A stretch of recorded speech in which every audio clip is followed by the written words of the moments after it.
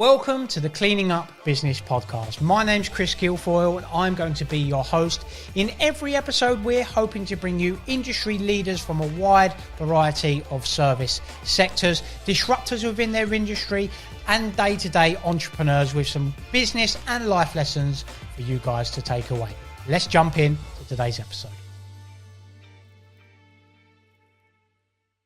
When you think about it, it's a service that most people would probably be interested in. But yeah, there's a lot of people doing it dangerously, as like you say, to start with, and doing it wrong as well. Unfortunately, you've got to do that by making mistakes sometimes. Isn't it? Having one of the first fully enclosed bin cleaning trucks. Yeah. Tell me a little bit about that. Bin juice. Bin juice. Well, I was going to say that. I was being PC. Luckily, after the first street, there was a few people that said they'd be interested in it, which was a big decision. Was kind of playing on my mind for a few years. What made you come to that decision? £13,950 on some diamonds. No fires in 10 years and 2 fires in 2 days. You can't make that up, can you?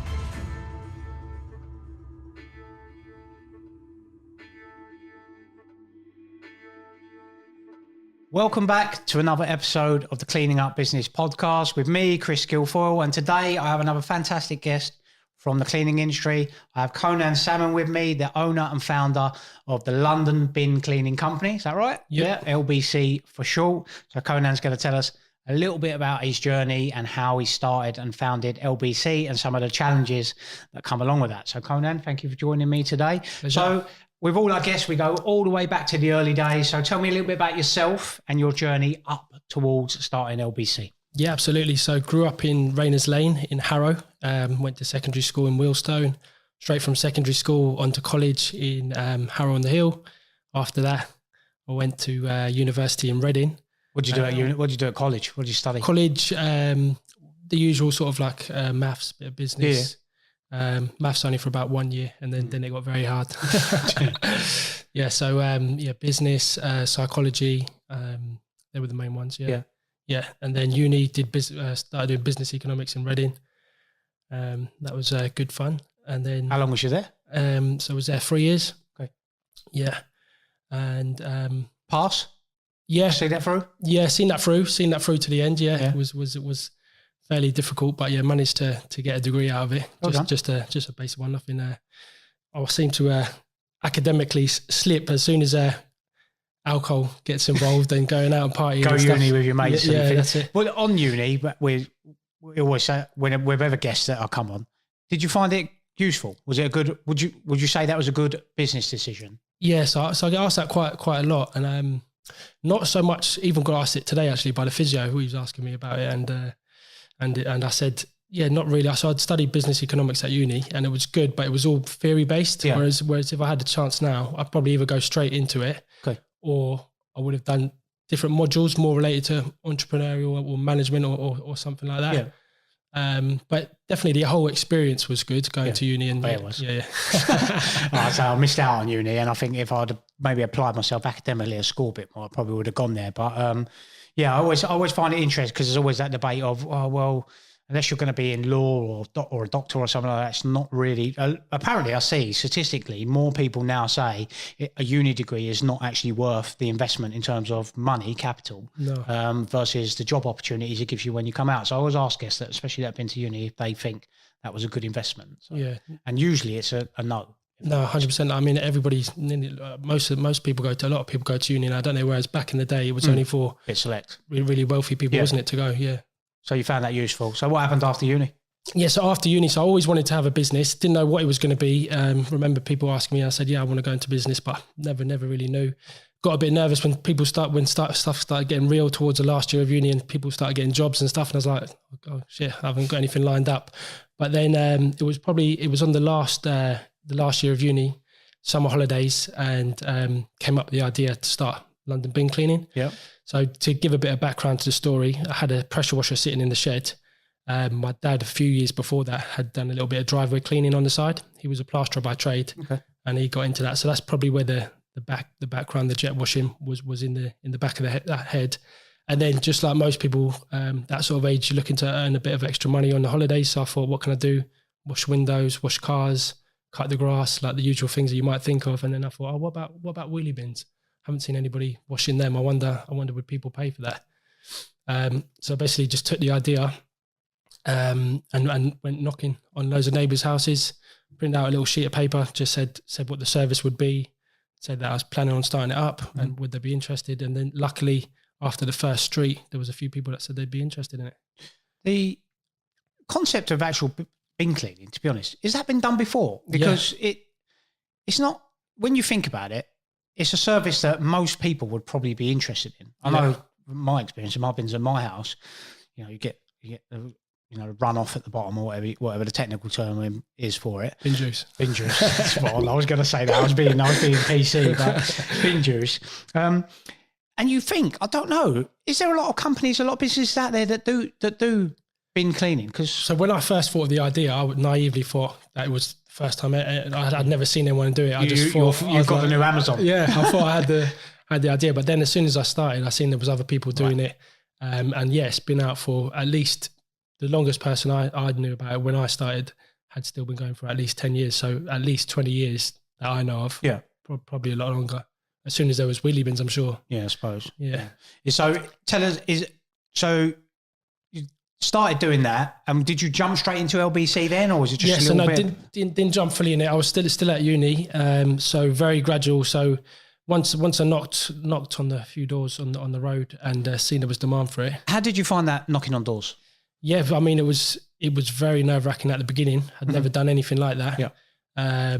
But yeah, as soon as after you do the first few, then it becomes a lot easier. Yeah. Do you think that was a good skill set for you to get to then go into wider business? 100%. I think that's probably the main skill set. If you can be confident and speak to people and put your idea out there and just keep knocking on doors and not and overcome the rejection, then that's probably the most key skill. If you got any good idea and you can do that, you can make a success of it. Yeah, of course. Yeah.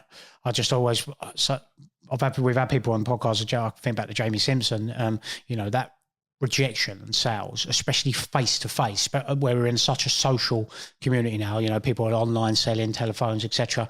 When you're there face to face, that's probably the hardest form of selling. But like you say, give you good skill sets for when you then you go out into other fields or whatever, maybe you start your own business, you've got a skill set and you're not really afraid of rejection. You're not afraid of people. Oh yeah. A lot of people come away from that now, don't they? And like you said, they're doing that online advertising, and people even don't like getting on the phone as well sometimes. It's faceless, isn't it? Yeah. So you was knocking on doors, started to get some work in, I assume. So run me through that piece. So started just gradually, maybe built up enough to do like 1 day a week. So then I'd do 1 day a week on my day off from uni, and then continued on doing uni for the last year.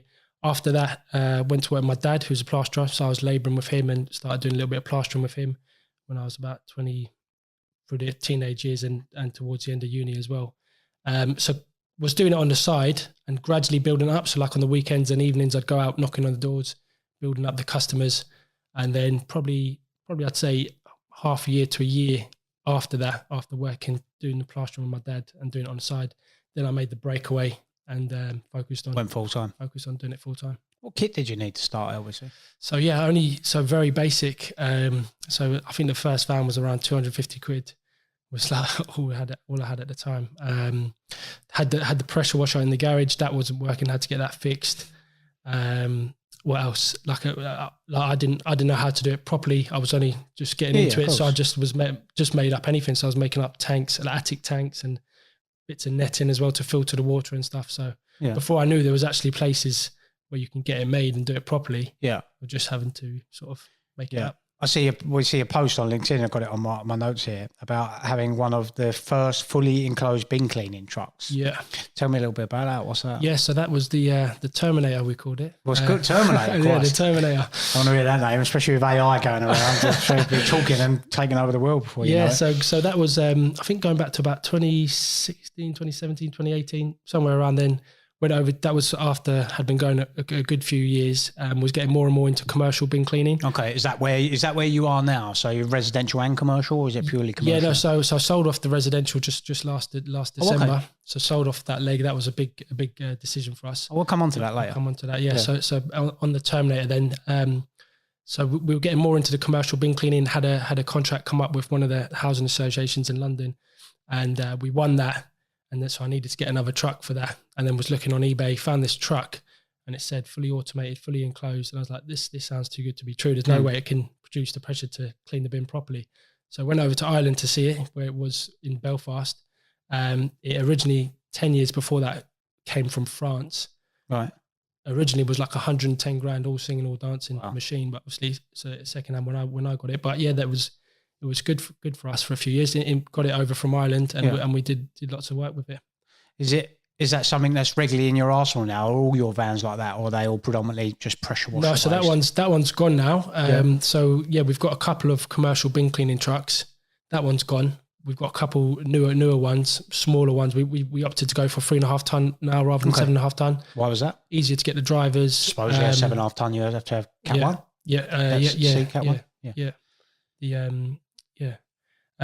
Easier to get the drivers and easier for manoeuvring as well in and out of London all the time. I suppose, 7.5 ton months. So explain to me that move from, obviously you started residential and you was doing that and they built up over time. Sensible way to do things rather than some of the, entrepreneurs that you see saying, I'll give up everything, your family and your house and go all in. So you've done that over time. So was that predominantly all in the residential sector at first? How did you then make that transition to bigger customers? Like you mentioned the housing association, which is, I imagine that's a good market for you to be in for that because of the amount of volume they've got. So tell me about that journey and that transition, how that happened. Absolutely, yeah. So when I started, it was £2 wheelie bin cleans. That's where we started from. Wow. Eventually going up towards £5 in the later years, but that was the key service that we started with, the wheelie bin cleaning. Yep. And then after that, people would ask, can you clean the gutters? Can you clean my driveway? So started doing other exterior cleaning, even bits of window cleaning. Back in the original days, also doing like mowing the grass, anything really that someone would pay you for. Make some money. But then I suppose when we got into commercial, local schools and stuff were probably the first commercial ones to contact us from seeing our website and doing the bin cleaning. So you would do the commercial bins for them, seeing that there was a lot more money in the commercial bins and a lot less hassle, a lot less volume. Okay. So where you could go to 1 or 2 sites a day and do multiple bins rather than do one bin at 100 go to 50 addresses, which has its own logistical issues. And then so I binned off sort of the mowing the grass and stuff that didn't really relate to cleaning. So I thought, okay, we'll stick with exterior cleaning, and then sort of started getting more commercial work over the last few years. Is that schools, housing associations? Yeah. So mainly, housing associations, councils, property management companies. Yeah. And what's the medium you use to acquire those customers? Is that direct sales? So a bit of a mix and a match. So it's a bit of Google AdWords on our website and SEO on organic and some of the videos. Is there a lot of competition now in your market? Not a huge amount. That do the commercial bin cleaning. Not a huge amount. Some of the other exterior cleaning that we do, there's more. Yeah, of course. Like gutter cleaning or building cleaning, steam cleaning, pressure washing. But I suppose there's higher barriers to entry with the commercial bins, like to get a decent truck and stuff with the bin lift that lifts it up and catches the water. Yeah. Then you've got to get the trade effluent as well to dispose of it properly and all that. So you mentioned about all the other services that you had, so exterior cleaning, patios, gutters, etc. Do you still do all them today? Was there a commercial decision to say, actually, we're going to make more money doing the commercial bins, or how did that process go? Yeah, so we still do all the other exterior cleaning services. We found now more to the affluent homeowners rather than just some of the people that we were working with before. Yeah. Just where we've grown and our overheads have gone up and our prices have gone up. Suits that particular client. Yeah. But we still last December sold the domestic bins off. Yeah, which was a big decision. Was kind of playing on my mind for a few years. What made you come to that decision? Tell me that process. Yeah, so we tried building it up, and was kind of building it, and like we'd gain a few, lose a few, and a lot of the competition was sort of one-man bands and smaller companies that weren't VAT registered. So we're competing with them, competing on price a lot of the time as well. Of course. Whereas we're higher priced, and we just thought, it's too hard as well. You're logistically managing it with the local bin men as well, and like I say, you're doing high volumes. We just found it that we could do. It was better business to do the commercial jobs, fewer locations, higher profit margins. It's interesting because even when we started our journey, you outgrow that. I think most cleaning companies, depending on what you're starting it for, if it's like you say, a 1-2 man band, and they're doing house cleans or bin, small bin cleaning, and they've got no overheads. They're just a van and they're, at home or whatever it may be. The natural progression then goes into the commercial side of things. And then, like you say, you've got before you know it, you need office, you need an office, or you need staff, or admin staff. Then you've got the overheads of however many guys and things like that, and it's sort of, you price yourself out of it eventually. Exactly, yeah. And we went through that. We started doing little bits of commercial here and there when we domestic, when we first started with managing agents, things like end of tenancy cleans. And like you say, it's low margin work or low cost work, very logistically, takes a lot of logistics. Got to be higher volume. Exactly. Yeah. You need so much, like you say, rather than one place where you've got 10 bins, you need 10 bins in 10 different locations. So logistically, it's a little bit more hard to manage.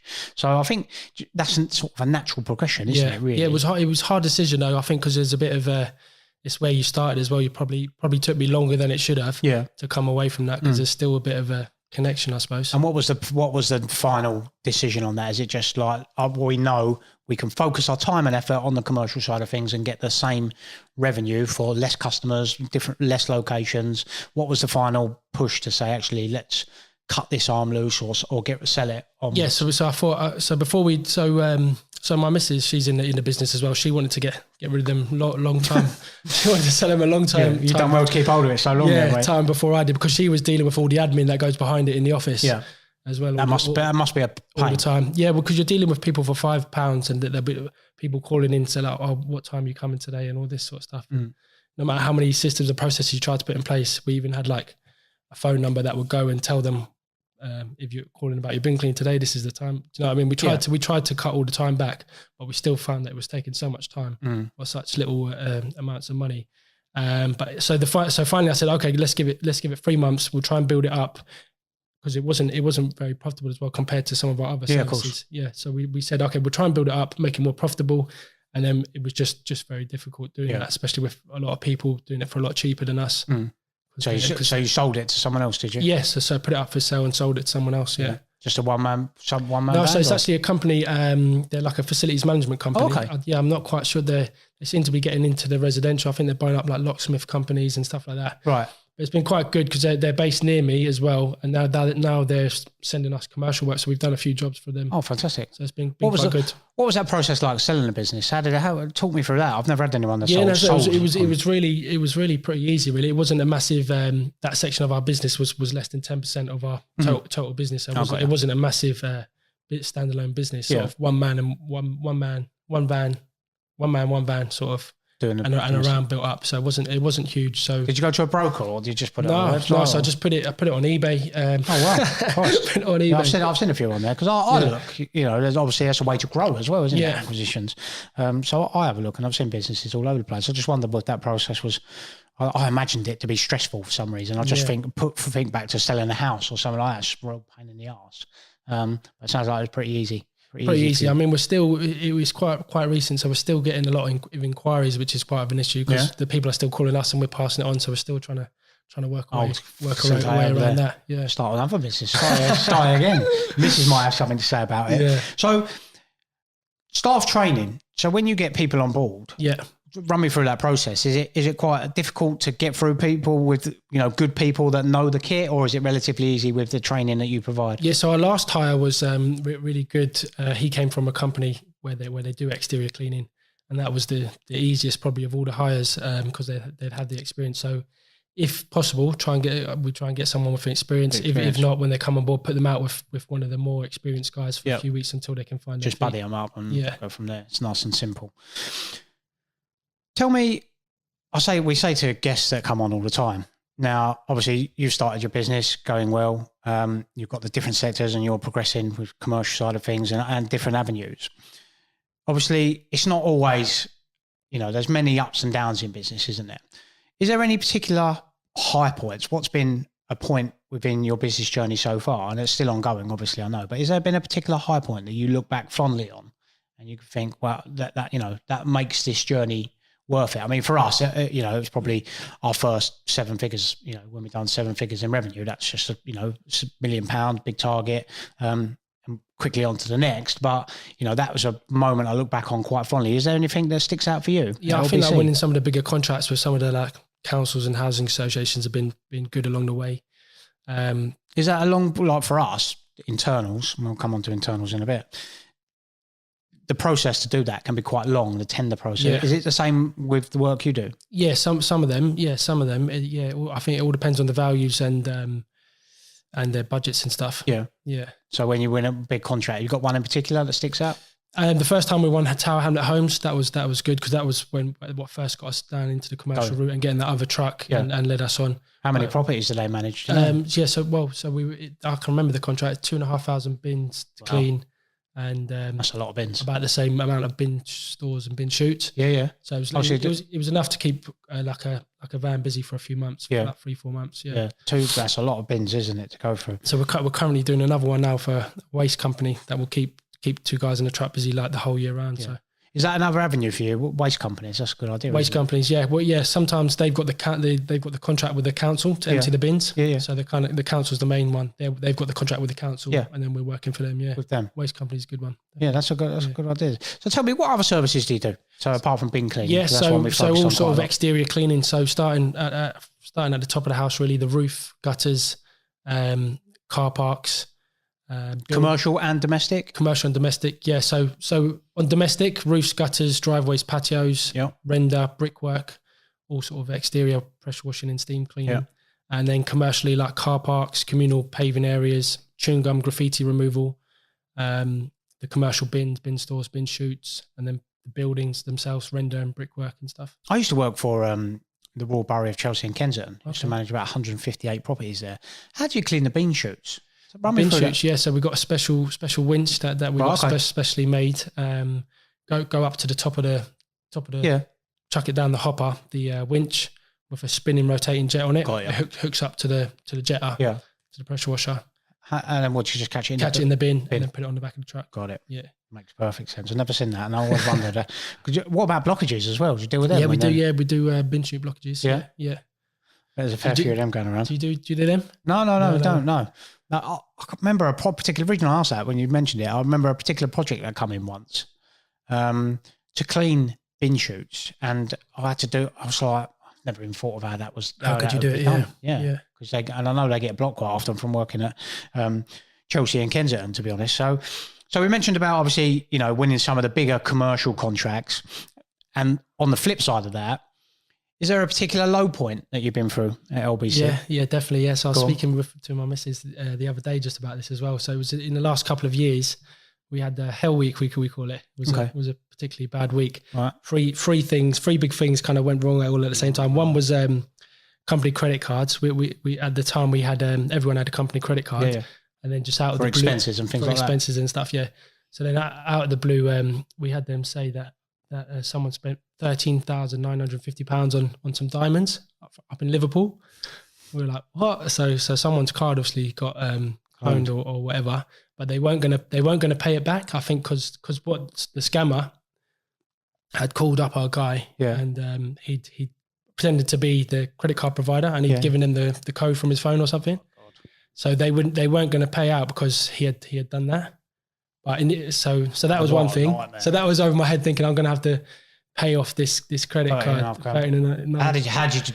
That's an interesting one. Obviously, employees make mistakes. Yeah, it happens, right? And that's part of the learning process. I had a call before we started this podcast. Something had gone wrong on a job. It happens. How did you deal with that particular issue with that employee? So that one. Were they sacked? So we'll come back to that. So that was one of the things. Yeah. That was just one of the things. The same week, our lovely Terminator truck caught fire.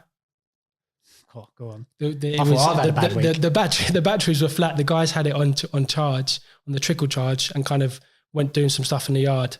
And then I was driving back to the yard, and I seen it on.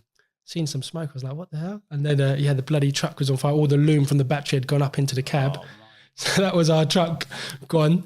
And you can't make this up. It was the day before that, actually. There was you can't make this up. No fires in 10 years. Yeah. The day before that, we had a fire in the yard. I had a welder over, and we were welding. There's some containers in our yard, and I just was trying to make it all nice and neat. So I just wanted to put some brackets on the wall where we could hang our scaffold tower. Yeah. So he was welding. He was welding these brackets on the container, and it backs onto our neighbour's container. Yeah. And a spark managed to get through. Oh, no. And we didn't even know what was in the container, and it bloody went on fire. What was in it? Well, Diamonds. The diamonds. Are no, still it was, on the it was shop. only like old staging equipment. I don't even know if they'd used it in years, but yeah, so that wasn't too good. The Wow. our insurance paid out. It turned out the welder didn't have bloody his own public liability. So you don't, when you're quite a small company course, and you I get get someone around in the yard, you don't think of No. checking these Yeah, things. But when me or you go to do work with bigger companies, Yeah, the first they're thing for it. and it Cool. just shows you that you need Got to to do that you due need to be doing diligence. that. Yeah, so even like if someone came here to do something, You should be checking. it seems ridiculous, but if they come and even an electrician say came to do, you want to see their thing, don't you? Yeah. Because something goes wrong, you don't think about it. It So- end up coming back on you. So that's interesting. And I'm glad you elaborated, really, because it comes on to a couple of things. So, because I'm always, mistakes, I see them as investments in terms of, well, they've done something wrong and they'll know not to maybe do it like that again or whatever it may be. How did you deal with both of those issues? Yeah, so the credit card thing, we made a credit card policy. We brought it up in the team meeting, spoke about it. The actual credit card provider, I don't know if it's because of us, but they started sending out text messages that said never give. Don't give out them Don't codes. give it out, and we basically shared that around with everyone. We managed to get that one back. We managed to in the end they realised that it was fraud and covered it. The vehicle fire couldn't really do anything about that. Happens. The insurance just paid out for that eventually. And luckily my insurance covered it as well. You must be on first name terms with your insurance provider. Yeah.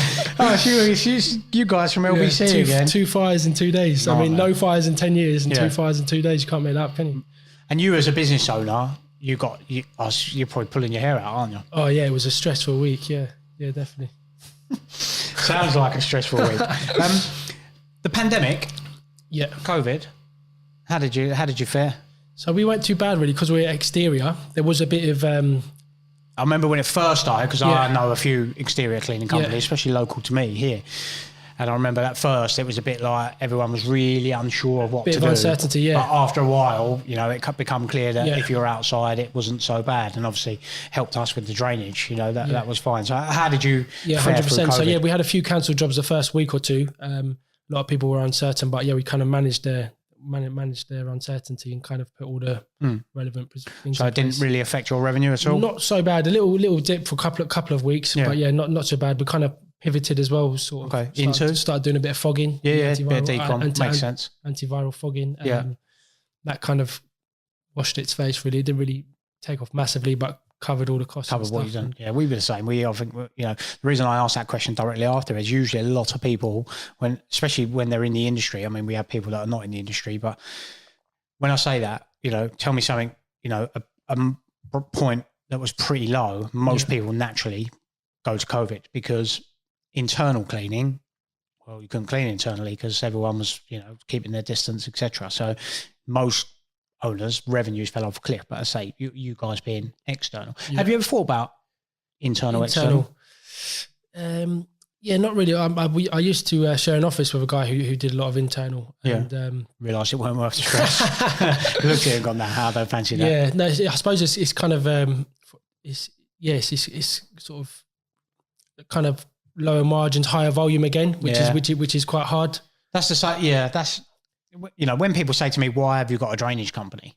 It doesn't really make any sense. Well, the logic behind that is spot on. Cleaning is generally relatively low, margin work, and you need a lot of volume. So you need to employ a lot of people, don't you? If you're making it on an hourly rate. I mean, we've got 80 to 100 people, give or take.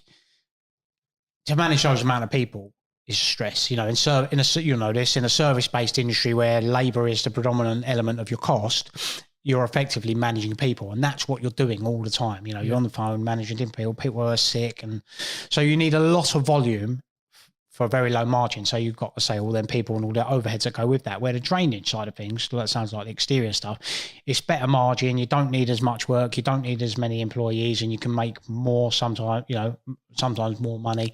So it just makes sense. So that's why I like to have the two. But yeah, you're not the first person that's ever said that they, avoid internal because of that. It seems quite competitive as well. There's quite a lot of big players in it. I think, as well. I think it goes back into probably my next question, actually. Do you think there's a stigma around the industry, cleaning, and I mean that as a catch-all, internal, external, or do you find maybe the external cleaning is seen as a little bit more technical in terms of, you know, when you start looking at DOS systems, steamed cleaning, things like that, you know, bricks. And do you think there's a stigma around the cleaning industry? I think external is probably a slightly newer industry maybe, and it's kind of emerging industry, whereas the internal, I think the stigma is like there's quite a few big players that cover a lot of the market. Yeah. Do you work with any of the big guys with your stuff? Yes, we work with some of the like other FM companies that they predominantly do like internal clean, but they might not do some of the stuff that we do. Yeah. So low margin work, and don't fancy it. I don't blame you with the internals. So on that, we talk about marketing, obviously, because people that watch this are generally probably starting their own cleaning business. They're in the process of it and they're wondering, how do I grow, scale, whatever it may be. What's been, and we ask this of most guests, we've had a marketing expert on, SEO expert. What is the method for you guys to get customers to you? Is that inbound stuff? So, you know, you mentioned SEO and your website and some pay-per-click stuff. Is that your predominant tool? Do you do outbound as well? Tell me a little bit about how you guys do that. So, a bit of both. I mean, some of the success that we've had with housing associations and councils before was from sending out these video cards. Okay, well, tell me more about it. So, like, it's basically like a brochure. Yeah. And you send it out. So, send it out to housing association, find the right person on LinkedIn, call them up, make sure they're at the office, make sure they're going to get it, send it to LinkedIn, them. see? Good talk. Yeah, and then just like a nice brochure. When they open it up, it starts playing a video. Oh wow! You can kind of customize the entry of the video as well. So it's a physical that you send out, and they open it. Yeah. I've never seen that. Yeah, pretty cool. Yeah, I'm getting some more made very soon. So yeah, I'll send you it. Yeah, so that's a good way to market. What about any other stuff? Yeah, so the YouTube channel as well, like the content on the website, which go hand in hand. The sort of writing the blogs and the SEO. I suppose you're on YouTube. I imagine your stuff is very visually pleasing. Yeah. So I've seen cleaning companies, external cleaning companies that do phenomenal on YouTube. Is that a big part of your strategy, or just something you know you need to do and you just do as and when, or is it a big part of what you're going to be doing? Yeah, I mean, we're doing probably like averaging like a video a week. Probably want to start getting into it more. But yeah, already we've only been doing it for sort of a year or two. Yeah. And there's a lot of people saying, yeah, we want to work with you. We've seen how you work. So it helps with conversion, helps with leads as well coming in, and for us, it's all about sort of educating the prospects as well, or the customers, through the videos, so they can make an informed decision. Yeah, I say we've been doing YouTube about 18 months now, and I'll probably say it's only really just starting to pay dividends now. It's a nice big. I think it's worth doing if you, especially something that's so visually. You know, you can see a distinct before and after you've done pressure washing or you cleaned a bin or whatever it may be. I think you've definitely got a bit of legs there. Yeah. Do you do outbound stuff as well? So your tenders, do you go to market for that? No. So yeah, we want to start doing that. So I've got a new sort of sales and marketing guy starting next week, and that's when we're going to step up the outbound stuff. Yeah, some direct mail and lumpy mail and that. What made you go to get someone external to come in and do your sales? So the reason I ask that is my own curiosity, and that's why it's a good thing about this podcast. I can get to ask people that are in business their views. That's probably a next step for us. Yeah. But then I'm one of these people, maybe like you. I think, oh well, they're not going to do it as well as me, or they don't know the business as well as me, and maybe that's naivety. But what prompted you to get the sales guy in? So yeah, we've had a couple of salespeople in the past, and they've been good. Just to deal with the volume of leads that we're getting as well at the moment. So in the office, it's only really myself and my Mrs. Joanne and Dexter, who's like the ops manager. So it's only sort of myself and Joe trying to deal with all the leads that's coming in. Yeah. So yeah, we're just a bit swamped at the moment. So we need some get help. Someone else to follow up effectively as well. Yeah. Yeah. And then will they be looking at sort of bigger leads, like, you know, schools? Yeah. So so some of the direct mail, some of the reaching out stuff, want to start targeting those with direct mail and following up. Mm-hmm. But mainly initially anyway, to deal with the leads that we're getting, to make sure everybody's getting followed up. Yeah. Do you use social media quite a lot? Yeah, a bit. Yeah. Yeah. Yeah. You get a lot of leads from that? Yeah. Instagram, a bit of Facebook. Yeah. Yeah. LinkedIn. What about Facebook? Do you get a lot? The reason I ask that is we don't get too much from Facebook, to be honest. But I wonder if that's because if you're in a domestic market, that's a good avenue to go down. If you're looking for B2B like we are, LinkedIn. Then probably LinkedIn. Yeah. 100%. Yeah. So anything that comes from Facebook, like you say, is usually domestic. Like I had a couple of messages today for like patio and cleans and driveway cleans and that sort of thing. But we did try some paid advertising on Facebook as well. I don't know how you found that, but we've never done it. Never done it. So yeah, we did it. I remember that I did it a few months ago. I spent like £280 and got about 28 leads. Oh, wow. But I don't think anybody ended up buying. No so wonder. we find, I don't know about yourself, but find that the intent isn't as high as like Google. Yeah. So there's people.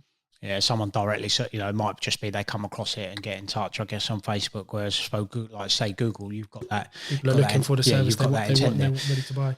On the domestic side of things, one thing that I see a lot of at the moment is roof cleaning. Is that a busy side of things for the business at the moment? So yeah, a lot of people are getting into that. Because it's obviously quite technical. I mean, I see videos on LinkedIn all the time of people, mainly professional companies like yourself, with people that are doing it wrong. They're up there on a ladder with a cartridge jet wash or whatever it may be, hanging off a shoestring or whatever these guys do. But it seems quite a popular service at the moment. It seems like every window cleaner is getting into it now. Yeah. So why do you think that is? For years. So I think is that where the money is? Yeah, that's a lot more money in the roof cleaning compared to like the windows. It's like the big ticket item, isn't it? But yeah, there's a lot of people doing it dangerously, as like you say, to start with, and doing it wrong as well. But yeah, it seems to be a growth market. The people are becoming more aware that the roof needs cleaning as well. I think some of the before and afters you see are mad, aren't they? They're crazy. Like and then I think to myself, that gives you neighbour envy, doesn't it? Because if like your neighbours had it done, especially I've seen them on terraced houses where they've like, they've done a line, and it's just like if it was me, there's no way you could leave that. Yeah. So it seems to sort of sell itself. But I say, like you said, it seems ultra popular at the moment. Yeah. And I just wondered if you were sort of capitalising. Yeah, it seems like I seen somebody put a post up recently, and it showed like the growth in Google searches and stuff for roof cleaning. For roof cleaning, yeah, it seems to be a bit of a growth. Category. So yeah, I think years and years ago, probably people didn't even bother getting it done. But so that nicely segues me into my my next point. So obviously, roof cleaning is, I imagine, very technical from a health and safety standpoint and things like that. What's some of the technical challenges that you come across or that you look out for when you're doing exterior stuff? Especially when you're using anything with pressure or anything like that on stone or brickwork. Is that quite technical to get your head around? Yeah, so I mean, there's like roof cleaning, for example. There's all different types of tiles, and some tiles are more susceptible to pressure washing than others. Okay, so you got to see what type of tiles they are, choose the right sort of method. How do you do that? Because obviously, I don't imagine a domestic property you can get up on the roof to see, can you? Yeah, so you can see them from the ground sometimes, or when you get up closer if you're about to start the job and you spot something. Yeah. But so we got a cherry picker as well, which comes in handy for the roof cleans. Yeah. Oh, yours? You don't hire it in? Yeah, we hire it out with the driver to other people as well. But yeah, we got that a few years ago when we started getting more and more into the. But that was a good investment, wasn't it? Yeah. Doing it safely rather than off a ladder and things like that. Exactly. Is there any other technical challenges that you come across when you're doing externals? Yeah. So like, I suppose you learn from your mistakes, don't you? We came across one in the last couple of years. So render, like different types of render. Normally you can just soft wash them, which is cleaning with a bleach. Basic chemical and like steam cleaning. Yeah. And we had one, I think it was last year or the year before, and we were just soft washing it like normal, like render always cleans up lovely. And this particular one was a special render from Italy, and it had this additive in it, right, which just made it all get stained. So yeah, that was a. Did you get it rectified? Yeah, we had to get it rectified in the end. But yeah, that was like pretty much the profit off the job. It happens though, doesn't it? It comes. That's part of the process, isn't it? Is learning. Unfortunately, you've got to do that by making mistakes sometimes, like we've mentioned.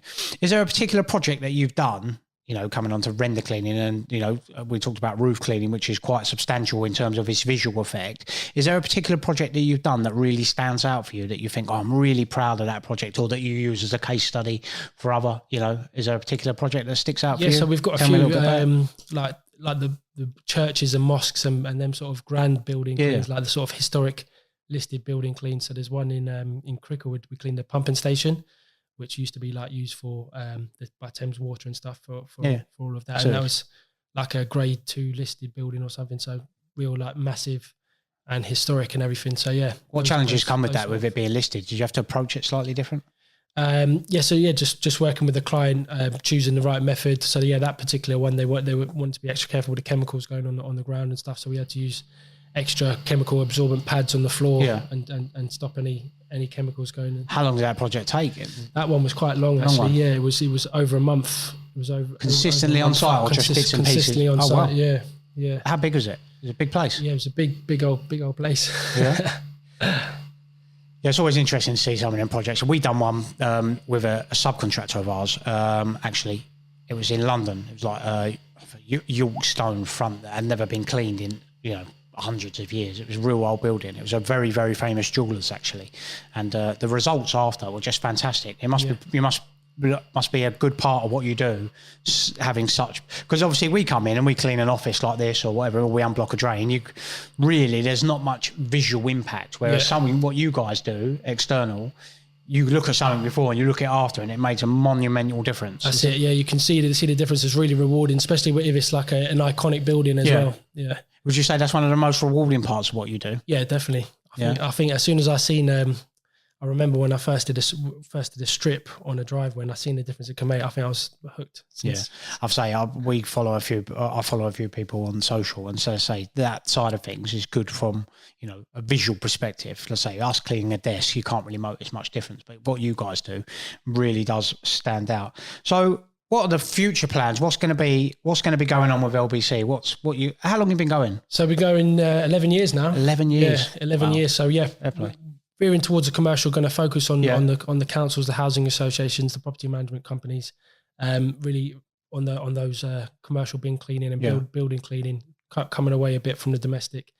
So I was just really want to try and dominate London for those sort of services. Yeah. I think there's a lot of growth there, especially with all the new buildings and all the sort of councils and housing associations. Some of them seem to be struggling to keep the streets clean and keep the buildings clean. So I think we can help there. So it was always kind of in the back of our mind to get a bit into drainage as well. Okay. A couple of years ago, we makes sense if you've got all the jetters. It's kind of a complementary service. Yeah, sure. So that's in the pipeline. That's behind maybe get into maintenance or something like that. Yeah. But I think there's enough legs in what we do. But I suppose when things are going well and you're feeling good, you then start thinking what else you can do, isn't it? I suppose you get that. It's easy to get that shiny object syndrome, isn't it? You think the next best thing when really, if you focus on what you're doing, it can get you to where you want to get to. That's spot on advice. Yeah. Makes sense. I mean, when you look at like maintenance, drainage, things like that, there's so much synergy if you're working with big housing association providers where they've got a big asset portfolio of properties. It makes total sense. That's it. Just getting in with one of them can some of them manage hundreds of thousands of properties. No, exactly. So that's what I mean. Can really keep you busy. There's definitely some synergy there. What's the plan? How are you going to do that? You get your sales guy on and get them out pushing a bit more of some of the big stuff? Yes, to get the sales guy on.